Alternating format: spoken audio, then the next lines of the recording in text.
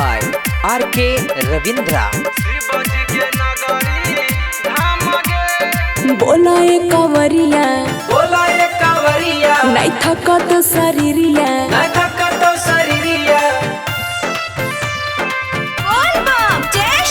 बोला ए कवरिया नहीं थकत शरीरिया अब ले ले भोला जी के नाम। आगे कमे दूर बचल है कैसुन हमर सोनामा शिव जी के नगरी धाम आगे आगे चल। आगे कमे दूर बचल है कैसुन हमर सोनामा शिव जी के नगरी धाम आगे आगे चल। थकतौ नहीं तोर शरीर आगे सोना लमहर डगरी आगे कि मथावा प बांध लगे रुआ पगरिया भोला के चल नगरी आगे कि मथावा प बांध लगे रुआ पगरिया भोला के चल नगरी आगे।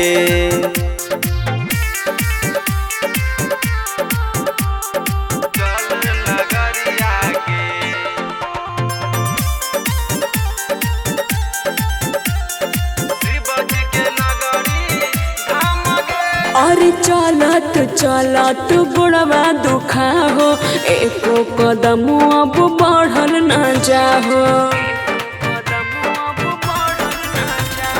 कन्हवा पे अपना उठा ले काबर गे भंगिया पीले फिर मिलतौ पावर गे।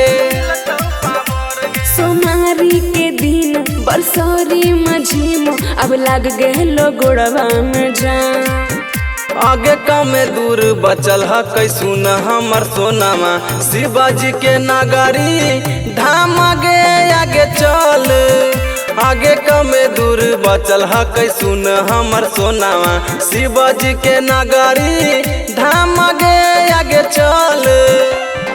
पूजी हो जाके शिवलिंग गे सोना बसहा के सिंह गे कि भगती में हो जाई है सोना तुलिन बाबा है दुनिया के किंग गे कि भगती में हो जाई है सोना तुलिन बाबा है दुनिया के किंग गे।